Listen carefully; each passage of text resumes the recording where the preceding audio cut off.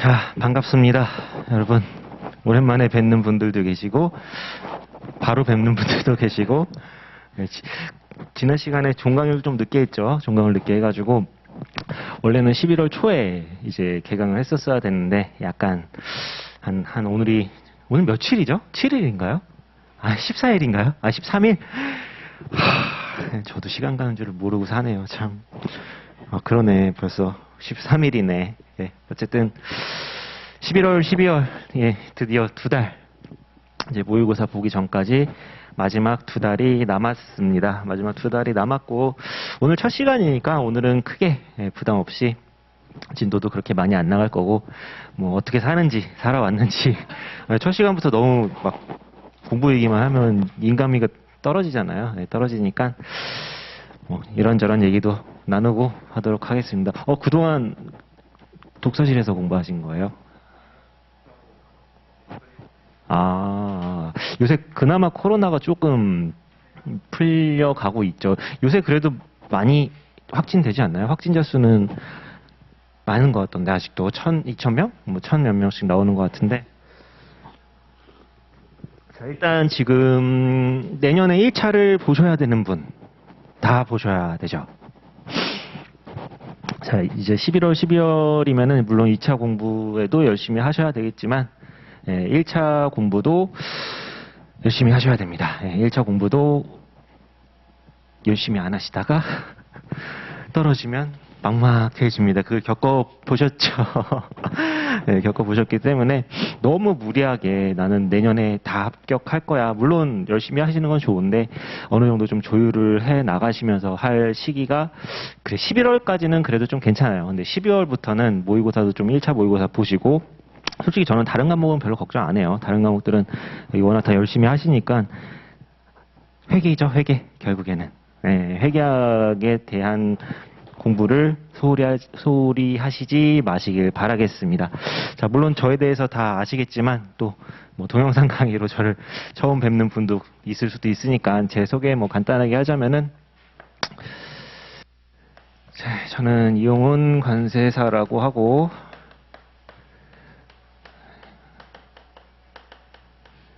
예, 이메일은 요렇고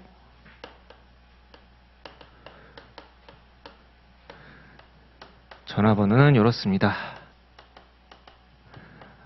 그리고 그 대외무역법 지문 주신 거 맞으시죠? 예, 그거는 선정 요건이 그 1번 같은 경우에는 그 5화 조건, 그러니까 1번에 3가지가 나오잖아요. 3가지 중에 어느 하나만 포함되면 되는데 이제 2번은 같이 아마 2번 상 그 뭐 신용도 같은 거라고 보시면 되죠. 뭐 연체가 없어야 된다 그런 부분이니까.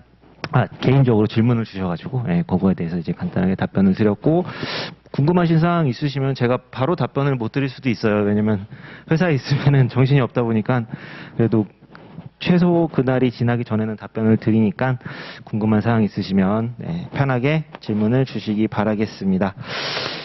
자, 드디어 무역실무 핵심 요약 시간이네요. 뭐, 강의 계획서, 저희가 시간표가 약간 조금 꼬였을 거예요. 그러니까 원래는 토일 요렇게 오후 2시가 저희 이제 강의 시간인데 저희 그 선생님들 중에 한 분이 이제 결혼을 하십니다. 네, 결혼을 하셔가지고 신혼여행도 가시고 결혼식도 하시고 하셔야 돼가지고 저랑 시간표를 좀 바꾸셨어요. 바꾸셔가지고 막 2회차 연달아 강의하는 요일들이 조금 있을 거예요. 아마 학원에서 조정을 한 것 같은데 그거에 맞춰가지고 시간표 헷갈리시지 마시고 오시면 될 것 같고 자, 일단 지금 우리가 7월 8월 달에 기본 이론을 들으셨고 이때 1회독을 하셨죠. 자, 그 다음에 9월 10월 기출을 들으시면서 이때 또 1회독을 하셨고 이제 11월, 12월 단계입니다. 이때 이제 핵심 요약 정리를 하면서 1회독을 다시 목표로 그래서 진도도 앞부분부터 똑같이 나갈 거고 뭐 2회독을 하신 분이 계실 수도 있겠지만 일반적인 수험생분들로 봤을 때는 한 이제 2회독 정도 하시지 않았을까 싶어요. 2회독 가지고는 아직 전체적인 개념이나 구조라든지 이런 것들이 머릿속에 다 자리 잡기에는 회독수가 좀 적은 편이거든요. 그리고 시간도 오래 걸리실 거예요. 그리고 앞부분 다시 돌아가셔서 보시면 까먹은 것도 많으실 거고, 뭐 당연한 겁니다. 당연한 거니까 까먹고 이런 거에 너무 두려워하시지 마시고 그냥 진도 나가는 거랑 맞춰가지고 12월까지 열심히 암기도 하시고 회독을 해주시면 된다라고 말씀을 드리겠습니다. 자, 일단 핵심 요약 시간에는 어떻게 진도를 나갈 예정이냐면은 첫 번째로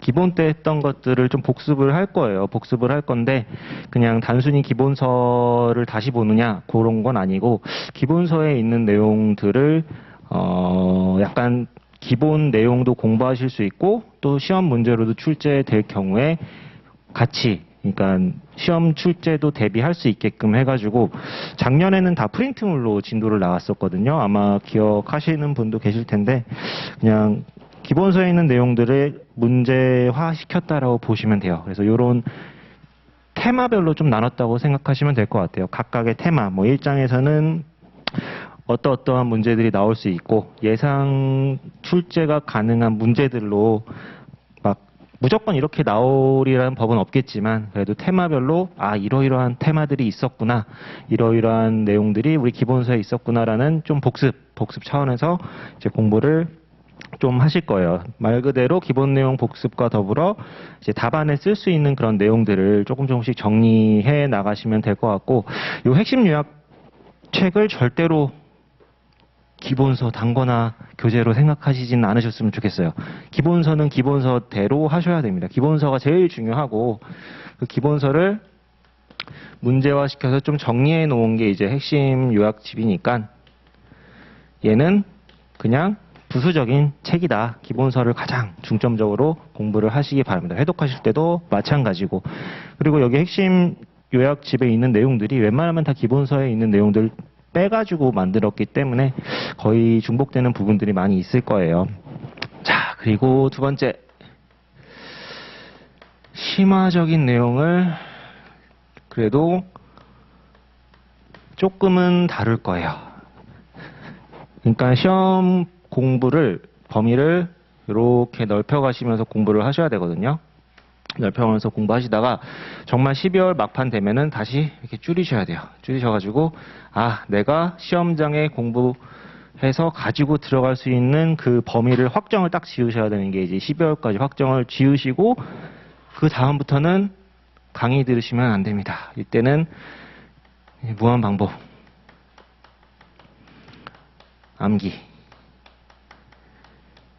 하셔야죠. 근데 지금 11월 달에는 그래도 내가 이 기본 때 공부했던 부분 중에 좀 다루지 않고 넘어갔던 내용들이 있기는 있거든요. 그런 약간 심화적인 논문들도 몇 개는 가져와서 볼 거예요. 예전 같았으면은 뭐 심화 강의 해가지고 엄청나게 많은 논문들을 공부하던 시절이 있었는데 지금 시험 문제 유형상 그런 공부는 좀 의미가 없어 보입니다. 그래서 물론 보기는 볼 건데 그냥 이렇게 조금 더 내가 이해하는 폭을 넓히는 정도의 공부로 생각을 하시지 막 심화 이런 논문 이런 거 달달달달 외워야지 라는 생각은 절대 하시지 마시고 그냥 한두 번 정도 나눠드리는 그런 프린트물 뭐 논문이나 이런 것들은 그냥 마찬가지로 다 밑줄을 쳐드릴 거예요. 밑줄을 쳐드린 부분 한 두 번 정도만 읽어보시고 중요한 건 기본적인 내용입니다. 솔직히 지금 공부하신 내용만 가지고 무한 반복으로 공부하셔도 그거 다 외우고 시험장 들어가기도 쉽지 않습니다. 그것만 다 하셔도 충분하고요. 시험 보는데 전혀 문제가 없어요. 그만큼 요즘 시험 문제들이 딱 떨어지게끔 나오고 암기형 위주이기 때문에 결국에는 암기 누가 더 잘 돼 있냐, 잘 외워서 쓰느냐 싸움이거든요. 그럼 이런 논문 같은 건 거의 어떻게 보면 필요가 없어진 시대가 왔는데 또 시험 문제가 어떻게 바뀔지는 모르는 거예요. 뭐 이렇게 나오다가 또 갑자기 파란을 일으키면서 이상하게 또 논문식으로 바뀐다고 해도 누가 뭐라고 할 수가 없겠죠. 뭐라고 할 수가 없기 때문에 대비는 하시되 그래도 확 바뀌지는 않을 것 같아요. 지금 하도 리스크를 요새 교수님들이 시험 문제를 내려 출제위원으로 들어가기 싫어하신다고 하는 얘기까지 도는 거 보니까 하도 이렇게 막 태클을 걸다 보니까 그런 문제를 잘 안 내는 경향이 있습니다. 자, 그리고 마지막 세 번째로는 문제풀이를 한 3문제에서 4문제 정도 할 거예요. 이제는 좀 써보시는 연습을 미리 해보시는 게 좋거든요. 제가 수험 공부하면서 가장 후회됐던 것 중에 하나가 12월까지 너무 두려운 거예요. 나 외운 게 없는 것 같고 진짜 아무것도 안 써질 것 같고 해가지고 같이 수험생들끼리 몇 번 연습은 해봤는데 정말 한두 번 하고 말았어요. 그리고 1월 달에 딱 모의고사 쓰려고 하다 보니까 첫 번째 모의고사 때 너무 안 써지는 거예요. 머릿속에 뭔가는 알고 있는 것 같은데 글로 안 나와요, 이게. 그래서 좀 고민을 했어요. 30분 전에 오셔가지고 풀게끔 할까 아니면 수업 시간에 그냥 같이 푸는 게 나을까 고민을 하다가 수업 시간에 같이 푸는 게 나을 것 같아서 왜냐 30분 전에 와서 풀어보셔라 하면은 안 푸세요. 안 푸세요. 거의 그냥 안 풀고 수업 들으시고 해가지고 좀 반강제성을 가지고 하는 게 나을 것 같아서 제가 짝수 회차 때 2회차 매번 안 할 거고 4회차, 6회차, 8회차 즉 일요일 강의 그리고 시간표에 따라서 토요일 날 할 수도 있어요. 토요일 날 강의가 될 수도 있는데 이때 3문제에서 4문제 정도 공부한 내용 그러니까 전날 공부한 거를 복습을 하시라는 차원에서 진도 나간 게 아니라 그러니까 진도 이후에 예습하시라는 게 아니라 공부했던 거 만약에 1회차 때 공부했던 거면 오늘 공부한 거를 그 중에 한 3, 4문제 2회차 때 한 30분 정도 문제당 원래는 한 7, 8분 정도에 풀으셔야 되거든요. 50점짜리는 안 할 거고 10점짜리 문제로 한 3문제 정도 그 답안지를 구매를 하실 필요는 없습니다. 여기 학원에서 답안지 실제 답안지 말고 연습용 답안지가 있거든요. 이렇게 찍찍찍 되어 있는 거. 그거를 아마 내일부터 나눠 드릴 거예요. 그러면 제가 들어와서 30분을 시간을 드리고 푸신 다음에 그 답안지를 꼭 제출해 주시기 바랍니다. 창피해. 나 이거 너무 못 쓴 것 같아 라고 생각하지 마시고 못 쓰시는 게 당연해요. 당연하기 때문에 제가 그 답안지를 가지고 처음 2회차 때 써보시는 거 4회차 때 점점 가서 나중에 16회차 때 3문제 쓰시는 게 점점 본인이 발전만 하시면 되는 거거든요. 그렇기 때문에 그냥 다 제출하시면 제가 코멘트 일주일 동안 이제 첨삭을 해가지고 3회차 때 2회차 때 본 거 시험지를 다시 나눠드릴 거예요. 그럼 그걸 보시고 이러이러한 부분에 대해서 내가 암기를 더 해야 되겠구나. 이러이러한 어투로 써야 되겠구나. 그런 것들을 미리 좀 경험을 해보시면 그래봤자 8회밖에 안 돼요. 8회. 짝수 회차니까 8번 정도 먼저 연습을 하시고 그리고 모의고사 들어가시면 훨씬 두려움이 적으실 거예요. 그냥 딱 아무것도 안 하시다가 혼자 연습만 하시다가 1월 달에 딱 모의고사 보시면 멘붕이 올 수가 있습니다. 그래서 미리 저도 멘붕이 왔거든요. 너무 안 써져가지고 처음에. 그래서 1월 달은 좀 고생을 많이 했죠. 안 써지니까. 그래서 지금 2달 동안 기본적인 내용 공부하시면서 또 심화적인 내용도 보시고 그리고 문제도 같이 한 3문제에서 4문제 정도 풀어보시면서 이제는 좀 그런 시기가 왔다. 특히 유예생 분들만 계시면은 1월부터 해도 괜찮아요. 그러니까 약간 늦은 감이 있긴 한데 지금 동차시면은 미리 좀 더 연습을 해보시고 왜냐면 1월부터 모의고사에 참석을 제대로 못 하실 가능성이 좀 있거든요. 만약에 회계 점수가 너무 안 나와. 그러면 1월 달에 모의고사 볼 시간이 어디 있어요. 회계 공부하셔야죠. 그러니까 지금 그나마 좀 시간 여유 있을 때 이렇게 뭐 따로 써보시는 시간을 드리면 또 시간 빼셔야 되고 하니까 그냥 수업 시간에 같이 하는 게 나을 것 같아가지고 그렇게 진도를 나가도록 하겠습니다. 자, 그리고 뭐 저에 대한 소개는 뭐 다 드렸으니까 뭐 더 이상 안 해도 될 것 같고, 자, 공부 방법. 자, 일단은 핵심 요약 시간은 이렇게 진도가 나가고 이러한 내용으로 일단 공부를 할 거고, 자, 그러면은 남은 2달 동안 어떻게 공부를 해야 되냐? 당연히 기본서 회독을 충실하게 하셔야 됩니다. 뭐니 해도 기본서를 단거나 시키시는 작업을 끝내셔야 되는 게 요 11월, 12월 달이에요. 그러니까 여태까지 내가 뭐 이해한 부분도 있고 암기가 된 부분도 있고, 말씀드렸죠. 이해랑 암기는 같이 가야 된다. 그리고 암기를 하시려고 노력하시면서 공부를 하세요. 이제는 그럴 시기가 충분히 됐고, 아직까지 이해가 안 간 부분, 매번 볼 때마다 이해하려면 또 막 흐름을 따라가서 머리 싸매고 또 이해해야 되는 부분들은 다시 한번 또 확실하게 이해를 하시고, 암기 이해 하시려고 계속 노력을 하시도록 하겠습니다. 그리고 조금 더 독하게 마음 먹으시고, 자, 1월 1일이 시험일이다 라고 생각을 하시고 물론 1월 1일이 시험일은 아니긴 한데, 이제 1월 1일이 시험일이야 라는 이제 독한 마음을 가지시고 남은 2달을 잘 보내셔야지만 최소 12월 24일까지는 잘 보내시길 바랄게요.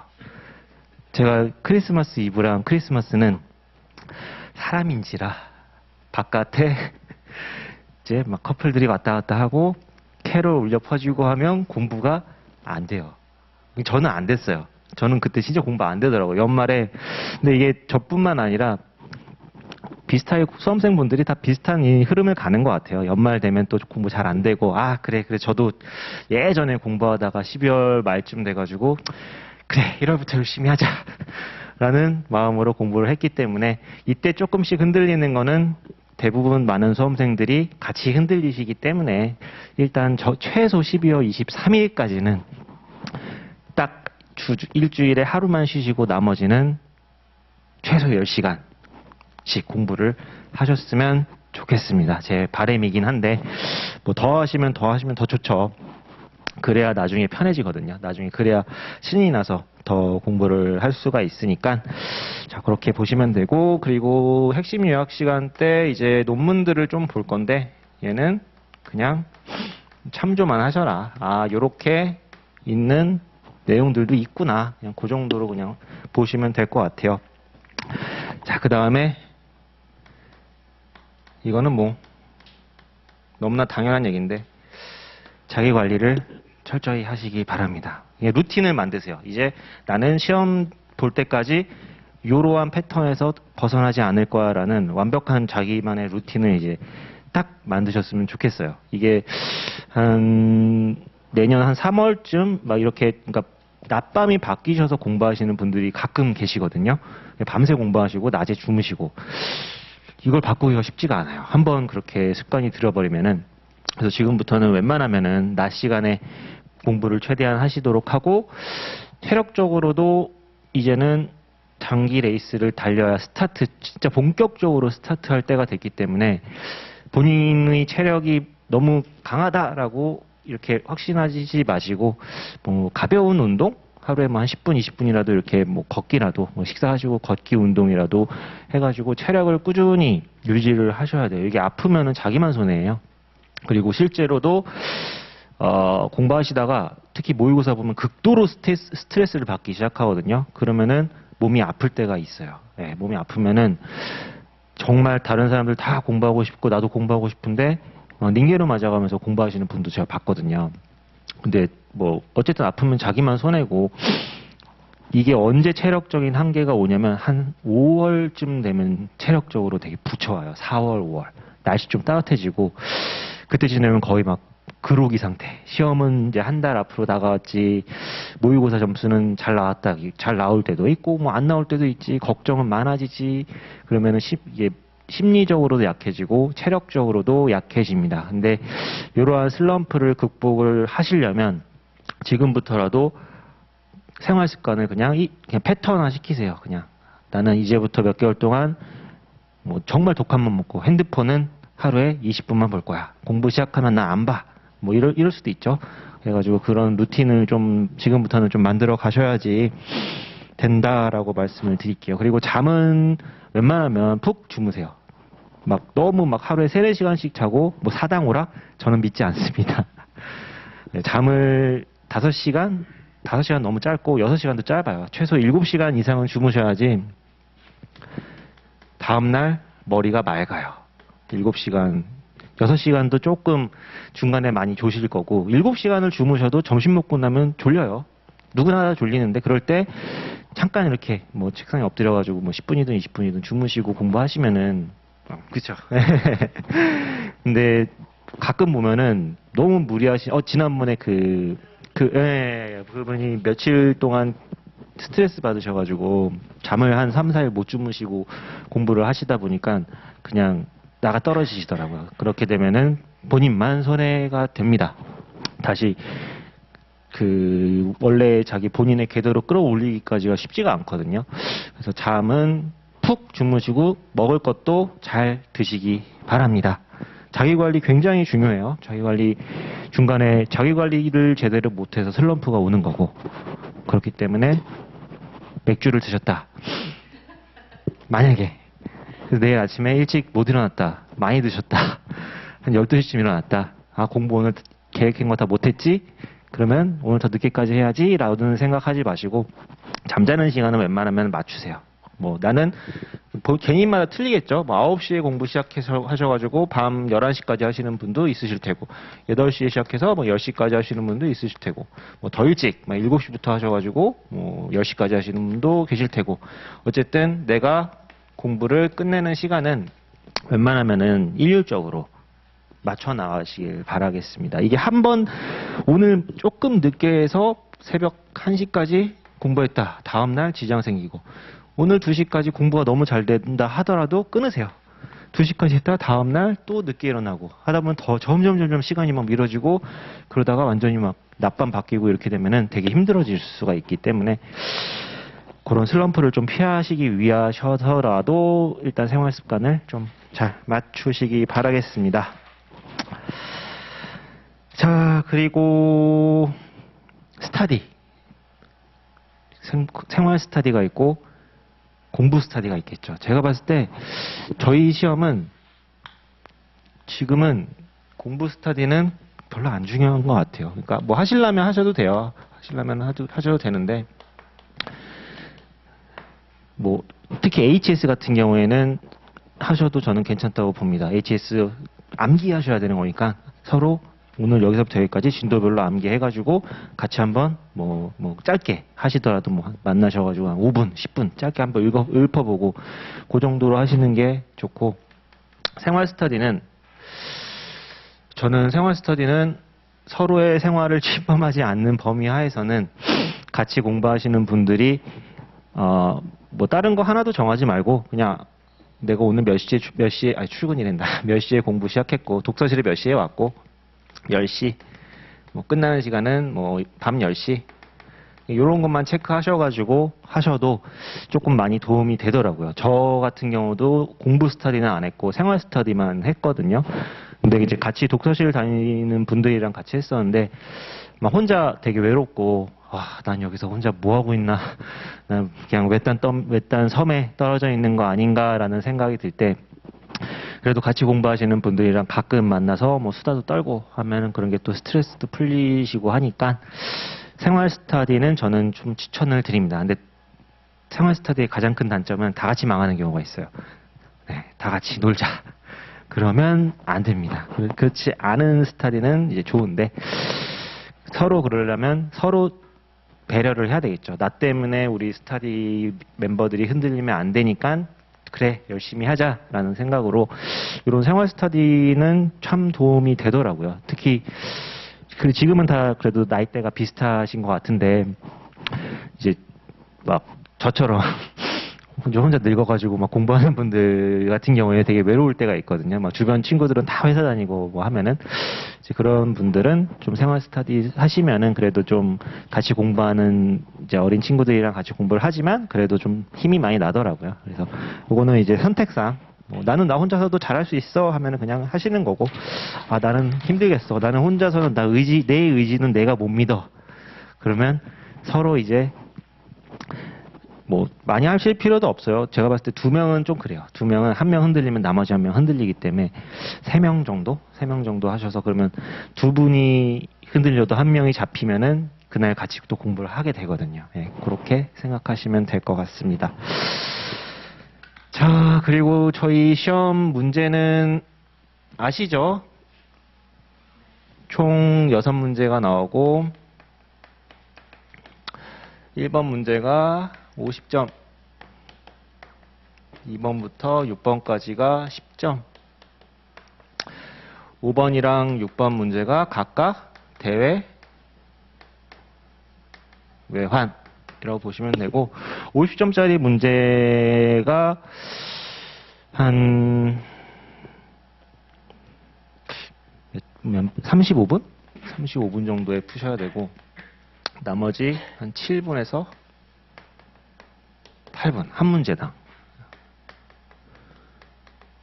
네, 속도를 한 요 정도로 푸셔야 돼요. 그래야지 이게 여유 있게 좀 쓰실 수가 있거든요. 그래가지고 제가 3문제 정도 드리면서 30분을 드리는 게, 지금은 막 너무 급하게 이렇게 빠르게 쓰실 필요는 없어요. 그렇게 써지지도 않고. 그렇기 때문에 그 시간을 드릴 때 그래도 좀 여유 있게 문제당 10분 정도 푸실 수 있게끔 그렇게 시간을 드리도록 하겠습니다. 그래서 무역실무가 총 80점이고 대외환이 20점이죠. 그래서 무역실무를 64분에 푸셔야 되고, 대외환을 16분에 푸셔야 되고, 굳이 1번부터 푸실 필요 없어요. 그냥 내가 6번 문제가 방금 봤다, 너무 기억이 선명하다, 그럼 6번부터 푸셔도 돼요. 상관은 없는데, 이왕이면 저는 1번은 먼저 푸시고 그 다음부터 좀 다른 2번부터 6번까지는 내가 아는 거 아니면은 기억에 팍 남는 거, 그런 거 먼저 푸셔도 상관없는데, 다른 거 먼저 풀다가 50점짜리를 소홀하게 하는 경우가 가끔 있거든요. 그렇기 때문에 50점짜리 1번 문제는 최대한 먼저 푸시고, 그 다음은 그냥 판단하에 2번을 푸시든 3번을 먼저 푸시든 정확하게만 쓰시면은 아무 상관없습니다. 뭐 제일 좋은 거는 1번부터 6번까지 쭉 푸시는 게 제일 좋죠. 제일 좋긴 한데, 자, 그렇게 보시면 될 것 같습니다. 자, 일단 뭐 기본적인 간단한 설명은 뭐 한 요 정도로 보기로 하고요. 혹시 질문사항 있으신가요? 질문하실 만한 사항, 궁금하신 거라든지 뭐 어떤 것든 상관없습니다.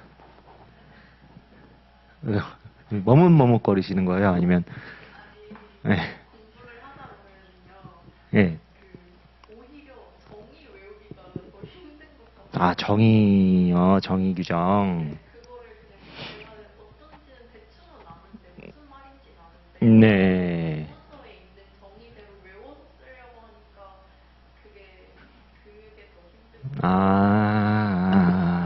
오히려 더 정의 규정 같은 경우에는 이제 뭐 다 정의들이 있잖아요. 그리고 정의가 되게 중요한 부분이고, 정의를 내가 그냥 아는 대로 쓰셔도 솔직히 상관은 없어요. 상관은 없는데, 제가 왜 기본서에 있는 정의를 쓰시는 게 더 좋다라고 말씀을 드리는 거냐면은, 그 정의를 쓰시면 점수가 조금 더 좋게 나올 수가 있거든요. 그리고 너무, 그러니까 규칙이나 협약에 있는 정의는 웬만하면은 좀 비슷하게 써주시는 게 좋은데, 그 밖의 정의들은 내가 너무 힘들다, 너무 정의대로 외우기 힘들다 하시면은 뭐 진짜 복붙 하실 정도로 외우실 필요까지는 없으세요. 키워드만 들어가면 돼요. 키워드만 들어가면 되기 때문에 키워드 위주로 암기를 하시고, 너무 복붙하려고 외우시면서 쓰시면 오히려 문장이 더 어색해질 수가 있거든요.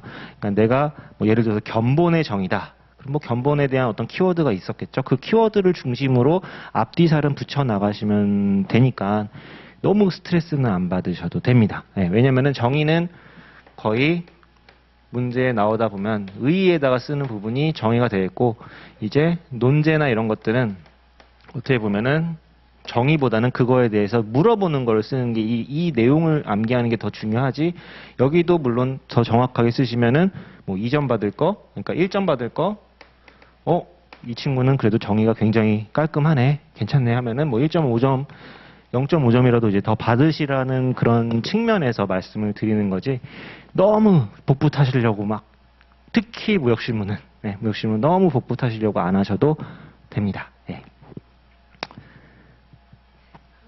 아닙니다. 질문이 쉬는 시간. 예. 쉬는 시간에 여쭤보신다고요? 지금 여쭤보셔도 되는데. 알겠습니다. 그러면 일단 쉬는 시간에 다시 여쭤보시기로 하고. 자, 일단 먼저 2021년도 기출 문제를 한번 보실게요. 프린트물로 나눠드렸고, 혹시 받으셨나요? 네, 그냥 요거는 참고로 한번 작년의 문제가, 작년이 아니죠. 올해죠, 올해. 올해 문제가 어떻게 나왔었는지 설명을 드리고, 실제 합격자분들이 하신 말씀도 같이 말씀을 드리겠습니다. 실제 이 올해 저희 학원에서도 합격자분들이 이제 나오셨는데, 그분들이 얼마 전에 오셔가지고 같이 좀 얘기를 나눴거든요. 자, 일단 무역실무에서 몇 점이더라? 한 80점 정도 맞으셨는데, 올해 합격자 하신 분이, 이분이 6문제 중에 무려 4문제 만점. 만점을 받으셨어요. 진짜. 네, 대회원 포함해서. 근데 대회 외환 중에 대회는 점수가 좀 안 나왔고, 외환은 만점. 그리고 50점짜리 빼고 나머지 3문제 다 만점.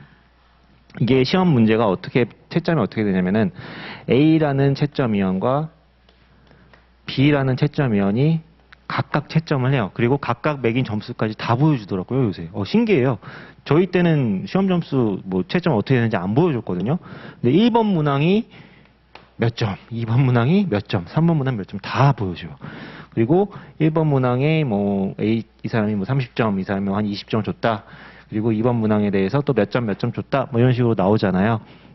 근데 4문제, 2번, 3번, 4번, 5번인가, 2번, 3번, 5번, 6번인가를, 그러니까 이 두 사람의 점수를 평균 내가지고 이제 최종 점수가 나오는 건데, 만점을 맞으셨어요. 그래서 그분이 실제로 이 무역실무를 푸실 때 어떤 심정이셨는지, 1번 문제의 점수가 되게 안 나오셨어요. 4문제를 만점을 맞았음에도 불구하고 평균이, 무역실무 점수가 80점? 78점인가 80점? 그 정도 나오셨거든요. 수석하신 분보다 무역실무 점수가 더 높으셨어요. 예, 심지어. 그리고 그분께서 제가 봤을 때는 수석이 가능하셨던 분이에요. 관세법도 80점대, 무역실무도 거의 80점. 관세율표도 잘 보셨는데, 이걸 망치셨어요. 관세평가. 그러니까 다른 거는 점수가 다 고득점이에요. 전체 평균. 근데 관세평가가 42점인가? 40점 거의 그냥 꽈락 겨우 넘기셨어요.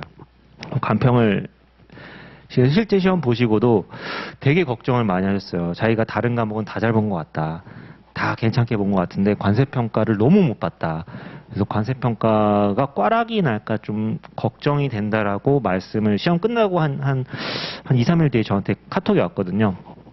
그리고 시험 발표 나기 전에 어찌됐든 간에 하여튼 그분도 나이가 좀 있으셨어요. 나이가 좀 있으셨는데 합격 당일날 저한테 아침에 합격 카톡을 딱 보내주셔서 자기 이 점수 딱 캡처하셔가지고 딱 저한테 보내주셨어요. 와, 근데 진짜 아슬아슬하게 관세평가 꽈락을 면하셨더라고요. 그리고 이분이랑 같이 공부하셨던 분이 그 삼총사가 있었어요. 삼총사. 남자분 삼총사. 세 분이서, 예, 안녕하세요. 안녕하세요. 세 분이서 늘 같이 다니셨는데 되게 세 분이서 친하셨어요. 제가 봤을 때는 세 분이서 생활 스터디 같은 거 하셨을 것 같아요. 모의고사도 처음부터 끝까지 다 열심히 보시고. 이 중에서 한 분은, 두 분, 제가 나눠서 설명을 드릴게요. 한 분은 처음부터 모의고사를 되게 잘 보셨어요. 지금 제가 말씀드린 이 분. 그러니까 1월부터 모의고사를 보는데 첫 번째 시험에서도 암기량이 상당하더라고요. 너무 잘 쓰시는 거예요. 그래서 이분은 합격하겠다라고 제가 생각이 들었는데 끝까지 잘 쓰셨어요. 학원에서 거의 모의고사 보시면 항상 2, 3등, 1등은 다른 분이셨는데, 그분 떨어지셨어요. 그분은 그 오픈북, 답지랑 내신 거랑 똑같아요. 이건 인간이 이상 이렇게 쓸 수가 없다라고 이제 제가 생각이 들었었는데, 그분 말고, 이분이 거의 2등 아니면 3등 왔다 갔다 하셨거든요. 그래서 어쩔 때는 제가 그 복부 타신 분 점수 일부러 안 주기도 했어요. 예, 코멘트로 이렇게 계속 복부 타시면 안 된다. 왜냐면 시험이 임박해 오면도 불구하고 계속 복부 하시길래 그냥 일부러 점수를 오히려 이분을 더 높게 준 적도 있어요. 예.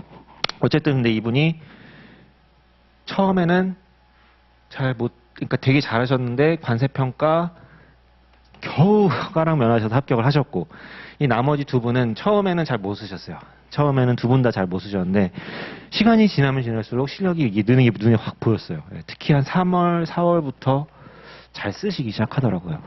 그래서 저는 이 두 분도 같이 합격을 하셨을 거라고 생각을 했어요. 합격 충분히, 그러니까 다른 과목은 모르겠지만 최소 무역실무는 합격권이다라고 생각을 했는데, 이 두 분 중에 한 분은 합격, 나머지 한 분은 너무 아깝게 평균이 60점대가 넘으셨거든요. 전체 평균이. 이번에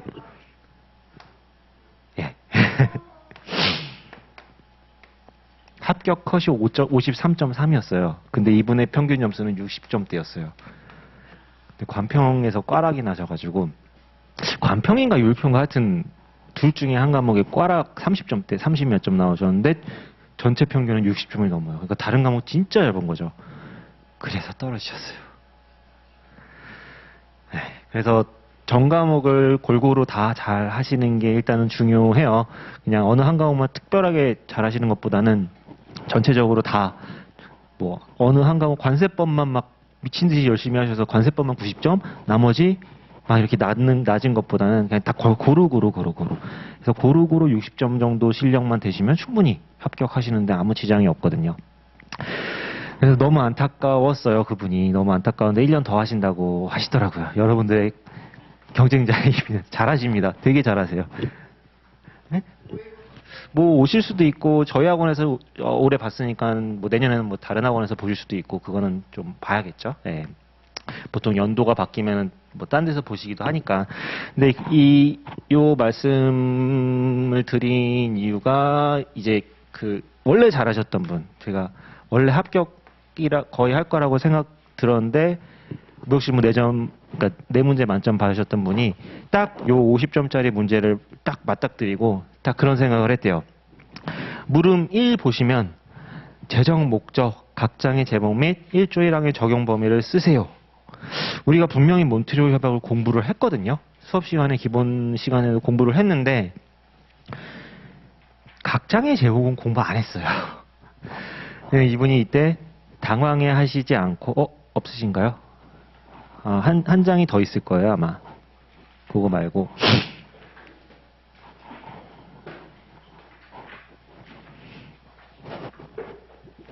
네, 이분이 딱 문제를 맞닥뜨리시고 아마 되게 멘붕이 오신 분들도 꽤 있을 거예요. 왜냐하면 몬트리올 협약 자체가 워낙 좀 지엽적이다 보니까 일반적으로 수험생분들이 헤이그나 헤이그 비스비 이쪽을 더 열심히 하시지, 그리고 CISG, UCP 막 열심히 외웠는데 50점 차이로 몬트리올이야, 대부분 다 당황을 하셨을 거고. 근데 이분은 딱 문제를 딱 받으신 다음에 그 생각을 하셨대요. 자, 이 재정 목적은 뭐 대충 꾸며 쓰면 되는 거고, 자, 1조 1항의 적용 범위도 일단 우리 수업 시간에 배운 내용 정도만 쓰고 2번은 다 못 쓴다. 나만 못 쓰는 게 아니라 어차피 다 못 쓴다. 그러니까 마음이 편해지셨대요. 편해지셔서 2번은 못 쓰시고 1번과 3번 쓰시고, 2번에 이제 항공운송인 책임원칙 3가지랑 면책사유 4가지도 막 정확하게 기억은 안 나시는데, 어차피 지엽적인 협약이야, 나뿐만 아니라 다 제대로, 물론 제대로 쓰시는 분이 있었겠죠. 근데 물음 2도 엄청나게 잘 쓰시지는 못했대요. 그래서 50점짜리 문제의 점수가 제일 낮으세요. 뭐 3번 같은 경우에도 이 너무 실무적인 문제거든요. 너무 실무적인 문제고, 뭐 해상 운임을 생각하시면서 그냥 뭐 아는 거 몇 개 쓰셨다고 하시더라고요. 그래서 아, 문제 50점짜리는 나만 못 본 게 아니다. 다 같이 못 봤을 거다라고 후딱 해치우시고 넘어가셨대요. 그래서 문제 2번 보시면은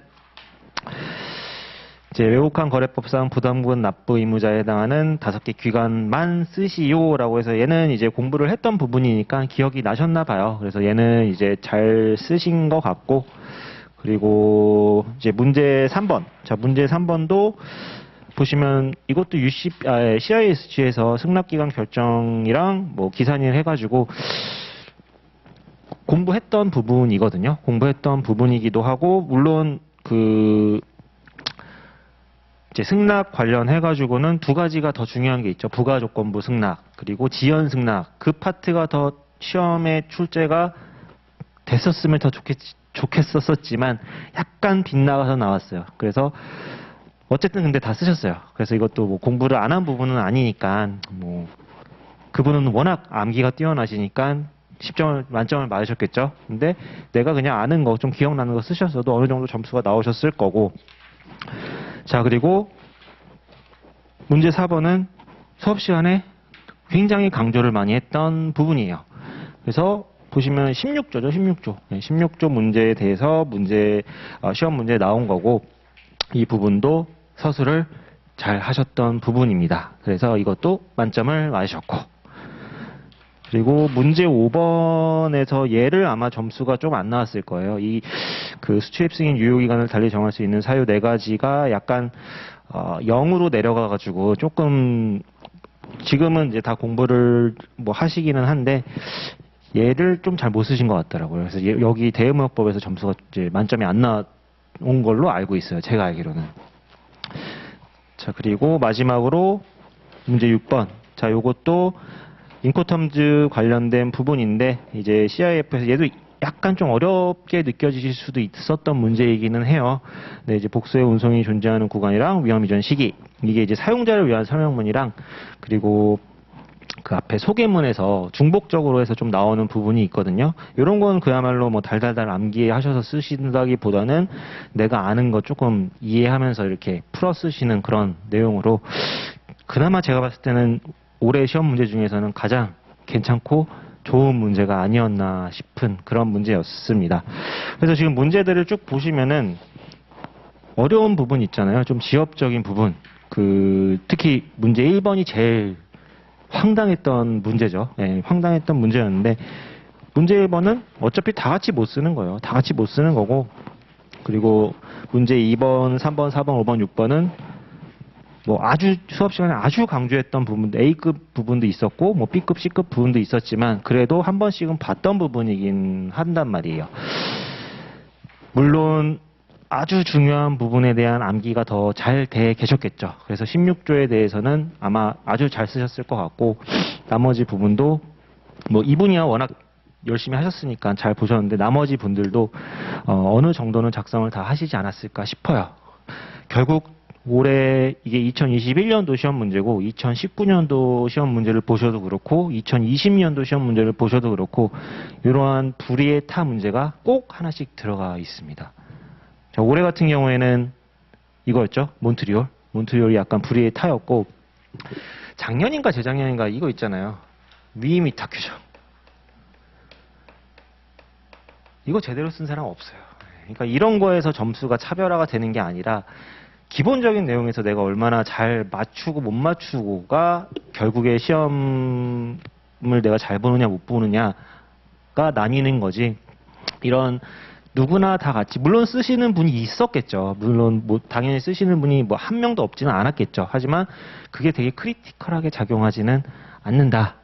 결론적으로 여러분들께서 기본 시간에 배웠던 내용들만 싹 암기해서 들어가셔도 합격하시는데 아무 지장이 없습니다. 제가 시험 봤던 해에도 마찬가지였어요. 제가 시험 봤던 해도 그게 나왔어요. 50점짜리 무역실무. 50점짜리에서 무역보험공사 K슈어 얘네의 보험 종류 쓰시오라는 게 15점 분량인가로 나왔거든요. 저 거의 하나도 못 썼어요. 뭐 아는 게 있어요. 공부를 했어야죠. 진짜 못 썼어요. 못 썼는데 얘는 거의 못 썼는데 나머지 35점 분량이 팩토링이랑 포페이팅 뭐 절차라든지 뭐 이런 거 쓰는 거였고 나머지 문제들은 다 기본적인 문제들이었어요. 다 충분히 그냥 어느 정도 열심히만 하셨으면 충분히 맞추실 수 있는 분. 이거는 물론 쓰신 분들이 있긴 있지만 다 대부분 못 쓰셨을 거고 쓰신 분들은 더 좋은 점수를 받으셨을 거고 나머지 부분 기본적인 내용에 대해서 내가 충분히 잘 서술을 하셨으면 고득점 맞는데 아무 지장이 없습니다. 특히 요즘 시험 유형은 더 그렇습니다. 그래서 너무 막 심화적인 내용, 가끔 보면은 너무 논문식으로 공부하시는 분들도 가끔 계시거든요. 근데 지금 그렇게 공부하실 필요는 없다고 보여집니다. 그래서 핵심 이론 때도 기본 때 했던 걸 좀 복습을 많이 할 거예요. 복습을 많이 해서 더 암기하시고 더 기본적인 내용 위주로 이제 공부할 거고 그렇다고 뭐 심화 내용을 안 보느냐? 예, 보기는 볼 거예요. 근데 그거는 이제 본인의 선택하에 내가 이것까지 갖고 들어갈 여력이 된다. 그러면은 보시는 거고 이것까지 굳이 할 필요 없을 것 같은데 싶으시면은 그냥 한두 번 보시고 그냥 제끼시는 거고 참고로 저 같은 경우에는 12월까지는 시험 범위를 넓혔다고 말씀을 드렸잖아요. 그리고 넓혀서 공부하라고 말씀을 드렸고 1월 첫 번째 모의고사 8분의 1 범위를 시험을 딱 보고 그 다음부터는 논문이고 뭐고 다 버렸습니다. 8분의 1 시험 범위로 모의고사를 딱 봤는데 정말 기본적인 내용도 안 써지더라고요. 그때 딱 깨달았죠. 기본서만 봐도 기본서도 제대로 못 외우는구나 내가. 근데 무슨 논문을 보고 뭘 하고 이럴 필요가 전혀 없었겠구나라는 게 이제 모의고사를 보면서 깨닫게 되더라고요. 결국에는 기본서가 제일 중요하고 그거 위주로 계속 반복하셔가지고 암기하셔야 됩니다. 그리고 11월, 12월 달 2달 동안 1회독을 하실 텐데 이제 진도를 나가면서 점점 까먹어질 거예요. 앞에 게. 근데 그 까먹는 거에 대해서 자꾸 앞으로 돌아오셔가지고 다시 보려고 하지 마세요. 그냥 어차피 까먹어요. 이거 나중에 5월 돼도 까먹으세요. 6월 시험 임박해도 또 까먹어요. 그러니까 일단 진도를 빼세요. 일단 빼고 이제 모의고사 들어가셔도 일단 진도를 빼야 돼요. 안 그러면은 앞부분만 계속 이렇게 앞에 것만 계속 보게 되고 진도를 못 나가요. 그 까먹는 거에 대한 두려움이 있으시면. 근데 다 까먹는다. 다 까먹는 건 마찬가지고 어차피 밑빠진 독에 물 붓는 거거든요. 저희 시험은. 계속 때려 넣으시면 돼요. 까먹는 거 이상으로 공부하시면 기억이 점점 나는 거고 까먹는 거 이상 안 넣으시면은 기억이 안 나시는 거고. 근데 반복 3회독 하시고 다시 앞에 오셔서 4회독 하시고 5회독 하시고 하시면 암기 속도가 본인도 모르게 빨라질 거예요. 그리고 어느 순간 3월, 4월쯤 되면은 이제 내가 막 달달달 암기 안 해도 책의 이미지들이 보이기 시작할 거예요. 그럼 목차를 굳이 외우지 않아도 될 정도로. 그러면 이제 거의 4월 달쯤 그런 게 보인다. 그러면 이제 거의 나는 잘하면 합격하겠구나 라고 생각하시면 될 것 같아요. 예. 혹시 유예신가요? 아니면은 동차시고 그러면 회계는 다시 말씀드리지만 늘 신경을 쓰시기 바랍니다. 왜냐면 저도 회계 너무 싫어가지고 잘 보시길 바라고 그럼 OT는 여기서 끝내도록 하고 진도를 이제 2교시부터는 진도를 좀 나가도록 할게요. 뭐 다른 질문사항 없으시죠? 없으시면 일단 1교시는 마치도록 하겠습니다. 예.